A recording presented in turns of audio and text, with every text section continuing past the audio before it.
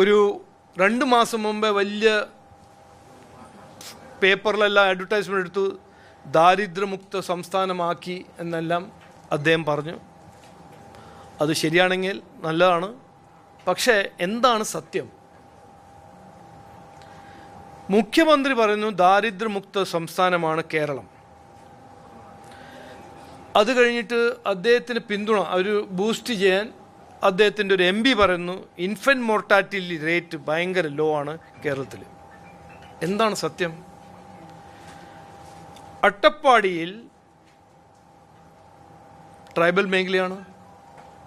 115 infant death ആണ് നടന്നിരിക്കുന്നത് അട്ടപ്പാടിയിൽ.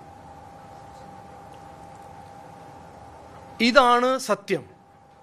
ഈ RTI ഇന്ന് കിട്ടിയ ഈ ഫാക്റ്റാണ് ശരിക്കും 10 കൊല്ലം ഭരിച്ച CPMൻ്റെ ഒരു ഗിഫ്റ്റ്, ഒരു റിസൾട്ട്. ആരോഗ്യ മേഖല, ഒരു ബേസിക് ഹെൽത്ത് കെയർ ജനങ്ങളുടെ ജനമാവകാശമാണ്. 70 കൊല്ലം കോൺഗ്രസും CPM ഭരിച്ചിട്ട് ഇന്നും അട്ടപ്പാടിയിൽ ഇങ്ങനെ ഒരു സ്ഥിതിയാണെന്ന് അതിനെക്കുറിച്ച് ചർച്ച ചെയ്യാൻ CPMും കോൺഗ്രസ്സിന് ഒരു താല്പര്യമില്ല. ബാക്കിയെല്ലാം എന്നെക്കുറിച്ച് നുണ പറഞ്ഞ് എന്തെങ്കിലും വിവാദങ്ങൾ സൃഷ്ടിച്ച് പ്രചരണം നടത്തി ഇലക്ഷൻ്റെ 10-20 ദിവസം മുമ്പേ ജനങ്ങളെ ശ്രദ്ധ തിരിക്കാൻ ഓരോന്ന് പറയാ. പക്ഷെ ജനങ്ങൾ അവസരം തന്നിട്ടുണ്ട്. 70 കൊല്ലം കോൺഗ്രസിനും CPMനും അവസരം കൊടുത്തിട്ടുണ്ട്. എന്നിട്ട് ഇന്ന് 2025-26 ഇതാണ് സ്ഥിതി അട്ടപ്പാടിൻ്റെ.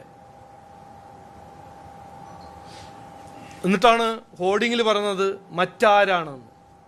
ഞാൻ പറഞ്ഞുതരാം, അതിൻ്റെ ഉത്തരം ഞാൻ പറഞ്ഞുതരാം.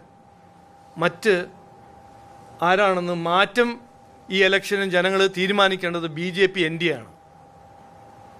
ആരോഗ്യ മേഖല, വിദ്യാഭ്യാസ മേഖല എല്ലാം തകർന്നു കിടക്കുമ്പോൾ മറ്റാരാണെന്ന് CPM ചോദിക്കുമ്പോൾ ജനങ്ങൾ ഈ ഇലക്ഷനിൽ ഒരു കൃത്യമായ ഒരു ഉത്തരം കൊടുക്കാൻ പോകുന്നു.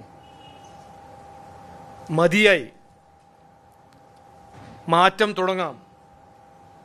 ഇനി നമുക്ക് വേണ്ടത് വികസിത കേരളമാണ്.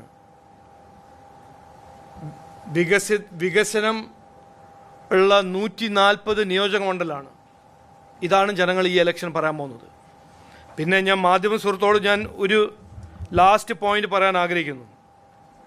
നിങ്ങളെല്ലാവരും രാഷ്ട്രീയ വിദ്വാന്മാരാണ്, കണക്കെല്ലാം ചെയ്യുന്ന ആൾക്കാരാണ്. 1 സീറ്റ്, 2 സീറ്റ്, 4 സീറ്റ്, 10 സീറ്റ് എല്ലാം പറയും. ഞാൻ ഇന്ന് ഉറപ്പ് എഴുതി വെച്ചോളൂ, ഈ ഇലക്ഷനിൽ NDAക്ക് കിട്ടാൻ പോകുന്ന റിസൾട്ട്, അതും അപ്രതീക്ഷിതമായ സീറ്റിൽ NDA ജയിക്കുമെന്ന് ഞാൻ ഇന്ന് ഉറപ്പ് തരാൻ ആഗ്രഹിക്കുന്നു. കാരണം ആ ഫീഡ്ബാക്കാണ് ഞങ്ങൾ കിട്ടുന്നത്.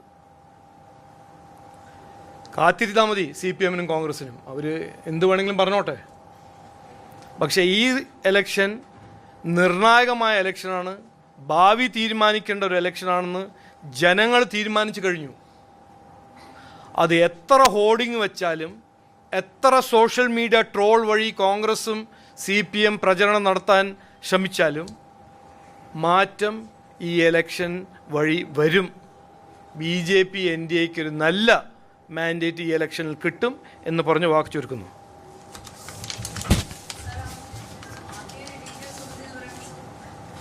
$115 ഇൻഫൻറ്റ് ഡെത്ത് ഇൻ അട്ടപ്പാടി. എത്ര വർഷം എൻ്റെ അടുത്തില്ല, അതില്ല ഡീറ്റെയിൽ, അതൊന്നും അറിയില്ല. RTIന്റെ കിട്ടിയ ഡേറ്റ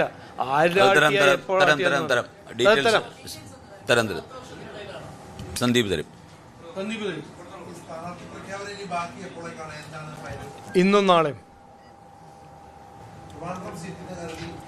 നാളെ പറയാം. അത് 4-ാം തീയതി മെയ് ഞാൻ പറഞ്ഞുതരാം. നിങ്ങൾക്കും അറിയാം, എനിക്കും അറിയാം. അല്ല, അത് ഞങ്ങൾ കീശയിൽ വയ്ക്കാം കണക്ക്. അത് 4-ാം തീയതി നിങ്ങൾക്ക് എല്ലാവർക്കും മനസ്സിലാവും. എനിക്ക് വളരെ ആത്മവിശ്വാസമുണ്ട് ഈ ഇലക്ഷനിൽ വലിയ മാറ്റം വരാൻ പോകുന്നു.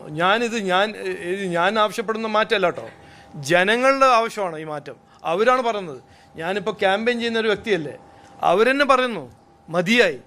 ഈ മതിയായി എന്ന സ്ലോഗൻ ഞങ്ങളുടെ സ്ലോഗനല്ല, ഈ മുദ്രാവാക്യം ഞങ്ങളുടെ ഒരു ക്രിയേറ്റീവ് ടീം ഉണ്ടാക്കിയ മുദ്രാവാക്യമൊന്നുമല്ല. ഈ മതിയായി എന്ന് ജനങ്ങൾ പറഞ്ഞ് മനസ്സിലായിട്ടാണ് ഞങ്ങൾ മുദ്രാവാക്യമാക്കിയത്. ഈ MLA മതിയായി. അത് എത്ര, ഞാൻ ധർമ്മടത്തിൽ അതല്ലേ കേട്ടത്, പരവൂരിൽ അതല്ല കേട്ടത്, നേമത്തിൽ അതല്ലേ കേൾക്കുന്നത്. അവരെന്താ പറയുന്നത്? മതിയായി, ഞങ്ങൾക്ക് വേണം, ഇനി ഒരു പ്രവർത്തിക്കുന്ന ഒരു MLA വേണം, ഞങ്ങൾക്കൊരു വികസനം സൃഷ്ടിക്കുന്ന ഒരു സർക്കാർ വേണം. അത് ജനങ്ങൾ പറയും. കൂടുതൽ വാർത്തകളും വിശേഷങ്ങളും നിങ്ങൾക്ക് ലഭിക്കാൻ കേരളീയം ന്യൂസ് സബ്സ്ക്രൈബ് ചെയ്യുക. കൂടെ ബെൽ ബട്ടണും അമർത്തുക.